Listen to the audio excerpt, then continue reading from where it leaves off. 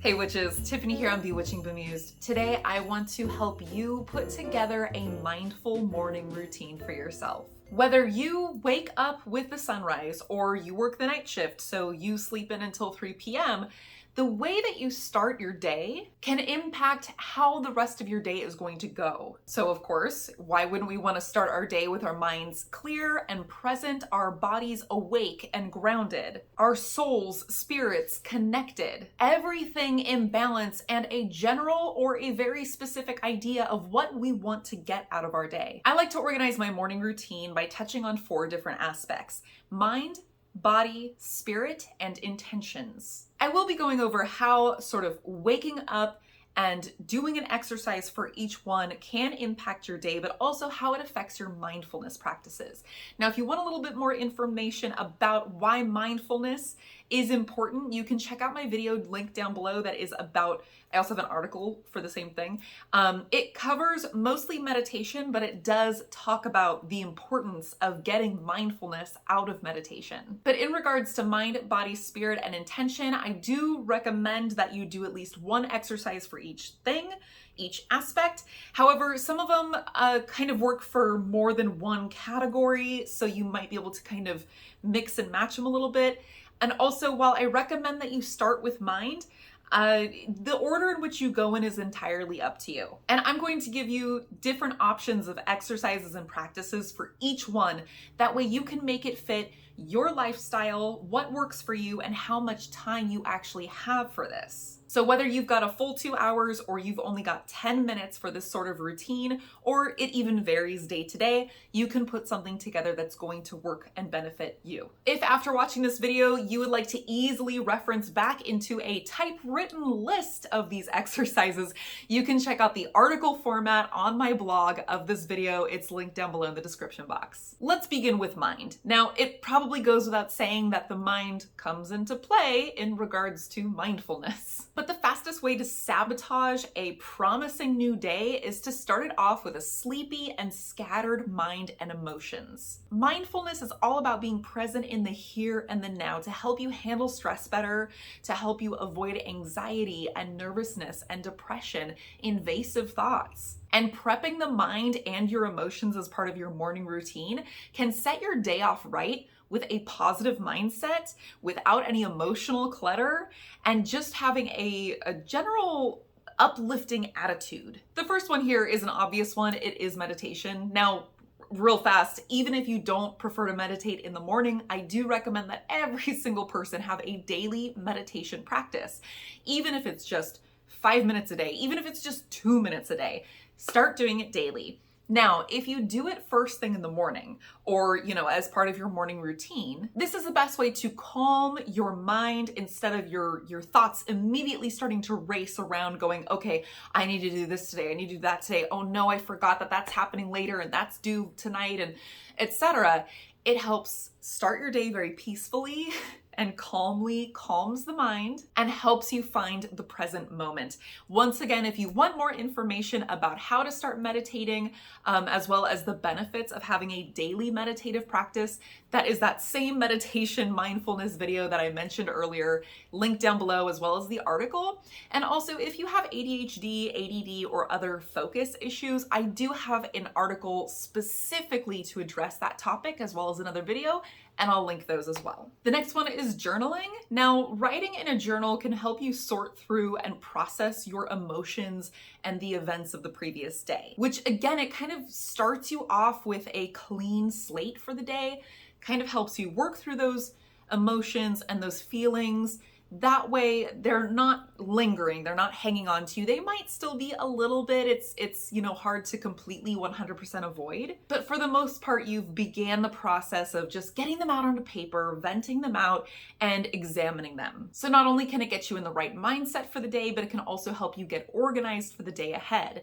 Now, the next option is dream journaling. Now, if you're like me, you prefer journaling about your day at the end of the day. I don't want to wait until the next morning to journal about the previous day. It's just just a suggestion. But if you're like me and you like to journal in the evening, in the mornings you might try using a dream journal. Now in this, during the night you slept and presumably you had a dream that you remembered. Typically with your dreams, your mind is forcing you to confront and face things that you do need to work through, that you do need to process. And so journaling about that in particular is a good way to help your mind and your dream self do that. And again, it's just about decluttering and dropping away those confusing, sometimes frustrating, sometimes negative emotions that you might be carrying with you from the night before. The final recommendations for the mind is read or listen to something you enjoy, whether that's music, an audiobook, or a podcast. Now, both of these are hopefully things that you enjoy doing. So right off the bat, they're going to put you in a positive state of mind because you're doing something that you enjoy. But the other part of it is you're also actively working your mind, you're working your imagination, and the mindfulness comes into play because to truly absorb what it is that you're reading on the page, what you're listening to on your headphones or on your speakers, to really absorb that, you do have to be present in the moment. So those were just a few suggestions for mind. With all of these, there's going to be a ton more out there that you could do. So just be aware, this is just a little selection of a few things that you could try that might get you going on a morning routine. So next up is body. The goal of working with your body first thing in the morning is to re-energize your physical self, re-energize your energy levels, get that energy moving and flowing, get your blood moving and flowing, and just generally get in touch with and check in with your physical self. Working on your mind-body connection and proprioception. It's not only important for your physical well-being and a good way to exercise mindfulness, but it is also going to assist you in energy work. So my first recommendation is an easy one. It's just to exercise. Whatever that is to you, if that's yoga, if that's going for a walk, going for a run, cycling, weightlifting. The goal is to get your heart rate up, to move your body in a full range of motion. Like I mentioned, get your blood flowing and pumping. And activating your entire physical being will, again, not only get you in touch with your body, and not only do you have to be mindful when you're doing it, but at the same time, it will help you loosen up your muscles so you can move freely through the world. Even if all you can really manage to do is popping out of bed and doing 20 jumping jacks, then okay, that's what you have time to do. Even that is enough. Well, as an ex-personal trainer, I recommend more than that.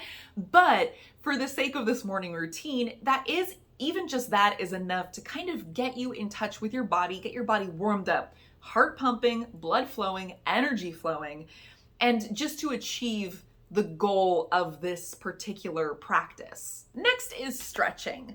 While stretching won't necessarily get your heart rate up, it will help your blood and your energies start flowing, and it'll help that blood get to your muscles that you're also actively loosening up while you are stretching. In addition to that, it will also help to relieve and immediately address any aches or pains that you have from any odd sleeping positions that you might have found yourself in, a kink in your neck, for instance, or maybe some lower back pain. That way you're hopefully not carrying those around with you for the rest of the day. Next are breathing exercises. Breathing exercises are not only a wonderful way to practice mindfulness, but they can also give you a boost of energy while simultaneously calming you down. Also, by focusing on diaphragm breathing, you're not only expanding your lung capacity and efficiency, but you're getting in touch with your body once again, and you're teaching it how to properly inhale and exhale, because you'd be surprised the amount of people that don't properly breathe deep down into their diaphragm. So practicing diaphragm breathing can actually reduce symptoms of anxiety and stress. Then there is mindful eating. There are far too many people who just run out of the house with a muffin or a Pop-Tart, or they just skip breakfast entirely because they don't have time. Now, I recommend against this for so many reasons. Again, part of this is the ex-personal trainer in me. But when you eat mindfully, when you take the time to cook a well-balanced breakfast for yourself, I don't mean a quick bowl of cereal, I mean a well-balanced breakfast with carbohydrates, fats, and proteins. You are nourishing your body, giving it both the caloric energy that it needs to function, as well as the nutrients that it needs to thrive. And then you can also take that time If you just maybe wake up 15, 20 minutes earlier every morning, you can really take that time to cook and then to sit with your food. And like I said, eat mindfully. That means go slow. Stop and chew each bite. Take in every flavor, take in the smell, take in the texture. Last one for body is to ground and center. Now, if you don't know how to ground and center, I do have a video on that. It will be linked below. And this is one that also applies to your spirit, I would say. This is a wonderful way for you to get in touch with both your physical and your energetic self. It helps to wake up your mind and your body, and it concentrates your energy on where it needs to go. Additionally, by grounding, if you have any excess nervous energy that you woke up with, a little bit of anxiety, you can send it away. Or if you woke up and you're just a little sluggish, you can absorb the energy that you need to go about your day. The next aspect of yourself to awaken is your spirit. It's your soul. Awakening the spirit is the best way for you to tune in to the energies around you and the world around you, both the natural world as well as other people, the life all around you. You can find connection and balance, purpose, and it helps you stay present in the here and now. I did already mention grounding and centering. I would say that meditation also falls into this category. My next suggestion is prayer. If you work with spirit or you work with a higher power or your higher self, worshiping, praying to, or connecting to them in whatever fashion works best for you and suits your style will not only uplift you and your day ahead, but it will awaken you spiritually for the day and set yourself on the right path for the day. Next is to just get outside. Get outside into some nature, let your feet touch some grass, breathe in some fresh air, listen to the birds, feel the breeze, touch, dip your fingertips in some water, running water if you can. This is really the best way to connect with the natural world.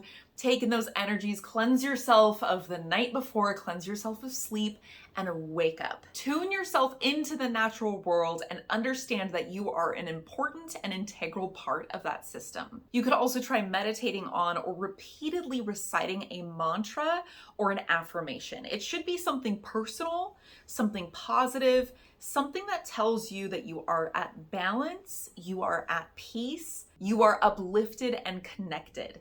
And it could be even just that. I am at peace, balanced, and connected. Like, it could just be that over and over again. You could also reflect on at least 3 things that you are grateful for. Now, not only is this, again, another mindfulness exercise, as all of these are, I don't know why I keep repeating that, I do apologize. But additionally, it's a great way to set yourself up in a positive mindset for the day, and it can also get you starting to reflect on what channels did the universe take to bring those things into your life? What actions did you take to deserve those things, to earn those things, to make those things happen and to manifest them? Which can get your physical self and your mind in tune to the ways that things work in the universe. Finally, we've covered mind, body, and spirit. Now we have intention, which, yes, it's a little bit different, but it is crucial because knowing what you want to achieve for the day is the best way to feel happy and accomplished by the end of it. Now, don't think that every single day has to be something super ambitious. I'm gonna take over the world today. It really doesn't have to be. It could just be your day off, and your intention for that day is just to have peace of mind. That's it. It doesn't have to be anything crazy, but you should have an intention for each and every day. So by the end of it, you feel fulfilled. And knowing what your goal is for the day, communicating that to yourself, to the universe, to spirit, can help you make that goal a reality. First step is to write a to-do list. This will help you face the day organized and ready to go and knowing what needs to be done. It's already there. Anytime you kind of forget, oh shoot, what was I supposed to do next? You just look at the list. And it doesn't always, again, it could be like, I gotta write my college admission essay, but it could also just be, I need to go pick up the dog poop in the backyard. And at the end of the day, you don't need to fret if you feel like, that morning you kind of overestimated how much you could get done, how much time you had, or maybe things kind of interrupted you throughout the day and you didn't get it finished. just think of it in terms of, okay, whatever I didn't finish on this list today just kind of gave me a jump start on my to-do list for tomorrow. Next is to create an affirmation for the day. Now, this is different than the mantra or affirmation I mentioned in the spirit section. This is a fresh one that you should have brand new every day. So again, if it's your day off, it might just be, I am calm and stress-free. Or if you're going to court and you're ready to, battle it out, your affirmation might be something like, I am resilient in the face of opposition. This is the way in which you have taken your goal for the day and you have found a way to phrase it in a positive sense, very matter of fact, short and sweet, straightforward, into your verbal intention. And this is something that you can call upon throughout the day to empower yourself and to send that intention out into the universe. You can also perform guidance divination for the day. Now, I don't care if you use tarot, runes, a pendulum, whatever. I do not ever recommend letting divination completely dictate your day, completely overhaul your plans, make you do something you wouldn't have otherwise, or make you not do something you had every intention of doing. However, they can give you a fresh perspective on a task or an obstacle, a challenge that you have to face for the day. Or if you're kind of scattered and you're not really sure what major thing you should be focusing on, they can give you a direction out of all these tasks, major tasks you need to get done for the day. Which one is the most important? Which one deserves most of your focus, energy, and attention? Next is a common one, which is bless your morning drink with your intention. Now, a lot of people know this one, taking your coffee, stirring it clockwise, and charging it up with your intention for the day. It doesn't have to be coffee, it could be juice, tea, water. Doing that and ingesting it can give yourself that added little boost of your intention for the day. Additionally, you can also use ingredients, a little bit of kitchen witchery that might help spice it up. For me, a lot of the times when I need a little boost of luck, a little boost of positivity, I add cinnamon to my tea or my coffee. That's just one example though. And also you could do this with your meals as well. It doesn't have to be a drink, it could be food. And finally, visualize something you would like to see happen that day. Again, it could be something very simple. Your kids call after school and say, hey, can we go play at so-and-so's house? And that gives you some extra blissful time just to yourself, a little self-care. Or it could be getting that phone call with that job offer. Not only does this visualization practice set you up with a positive mindset for the day, especially a positive mindset geared in the direction of what you specifically want to happen, but it also, once again, communicates that intention out to the universe. I would love to hear about your particular morning routines, so leave those down in the comments below. For more information on meditation and mindfulness, you can check out this video right here. Please be aware, this is, I think, one of the first videos I ever published on the channel, so it's a little sloppy.